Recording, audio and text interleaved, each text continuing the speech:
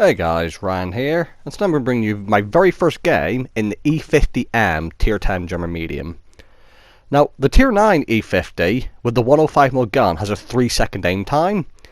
The Tier 10 one has a 2.1 second aim time, so that's a huge improvement aim time wise and dispersion value wise. The reason I'm bringing that around is you're going to see me start moving around the map a lot here. By the way, I'm playing with Curtis in his E3, we are on Abbey, and there is no artillery.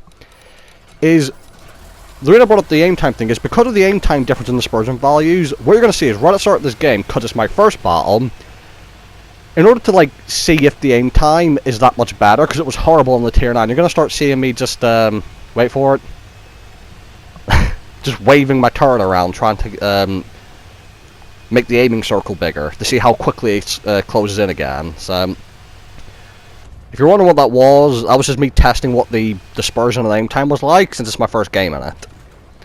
And because there's no artillery, I'm going to come to the mid-ridge. Get a nice initial shot in and back up. But now something to mention with the Tier 10 is, the turret is exactly the same as the Tier 9. 185mm thick at the front, meaning most tanks, even without the premium that the M48 was firing there, even with standard rounds, are going to be able to pen you through the face if they hit you in the cheeks and not like the gun mantlet or something. So just bear in mind that just like the Tier 9, you just need to constantly move backwards and forwards to try and make your turret as hard a shot as possible to hit, because it is not particularly strong. As you saw there, you can bounce if they miss the actual cheeks of it, but the best way to play this tank is to assume that you'll get penned if you get hit in the turret. So, I'm waiting here to see if they pop back up, because I want to go for the center, but obviously I don't want to get caught out moving over there and then take 2 or 3 shots, because that's not worth it. So, for the time being, I'm going to go and try and deal with the enemies on the 7 line here, just round this corner. The other thing about the Tier 10 is it feels more nimble as well, which is very nice, especially for ramming. And just while I put a shot into this M48 real quick, my equipment on this tank is gun rammer, obviously for better rate of fire, optics for the view range, and of course, you guys all know me by now, I have a spall liner on this thing for ramming people, so that I do more damage and take less damage when ramming. So for most people who play the game normally, I would say drop the spall liner and put on stabilizer or ventilation. And let me tell you that the base accuracy on the E50 M is so good that with a crew, and you've got the accuracy skill and brothers in arms and everything, I would actually say you don't even need the vertical stabilizers for the improved accuracy, so I'd actually probably say use gun rammer, optics, ventilation. It's probably the best thing for this tank. But if you like ramming people like me, and to be fair, that's the whole reason I got this tank, spall liner is a must. So we've dealt with that. I'm going to go back and have a look at the middle again and see if I can't sneak my way into there. Slowly come up, getting the sniper view ready. There's actually a Skoda there trying to get shot in the middle. Thankfully, after getting a shot into him, he's actually going to start backing up. And I'm going to successfully scare him off. Now I'm going to get another shot into him. Well, I don't know, let's see if I can get a shot into the middle. I see that our team's actually pushing through on the 1-2 line.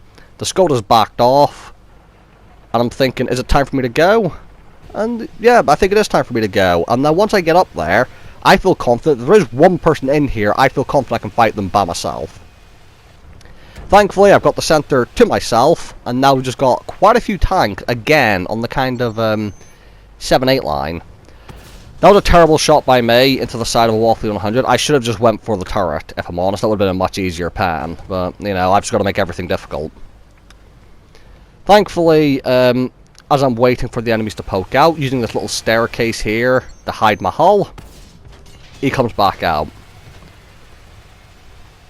And as I said, you want to do as much as you can to hide this tank, but this is obviously a very big medium tank. So I try to hide the lower plate, but obviously your turret is very weak. So, as stated, you kind of just got to just make yourself as hard a target to hit as possible. So hide as much as you can, in this case my lower plate, or trying to, and just move backwards and forwards. That's all you can do. Again, if you're side scraping in this tank, you can do it. But again, make sure that you don't expose your turret while you're side scraping. Otherwise, again, people will hit you. You see me keep reiterating that point. Hide the turret. Do not think you have turret armor in this tank. I've seen some people think that. He does get the lower shot plate on me, I believe, there, as it sticks out around the staircase. Again, moving backward and forward. He misses me, I get the shot. Now I saw the Wolf E100 moving down towards our base. However, what I forgot about is the Force 155 that was spotted down there. So while I poke out, see if I can't get a shot at the Waffle, I get spotted, wondering who it is, and I take a big 750, or even, 750 alpha shot from the Force 155. So, that was not fun, but not much I could do about that, apart from pay more attention, which this is me we're talking about, so, you know. What are the chances of that happening?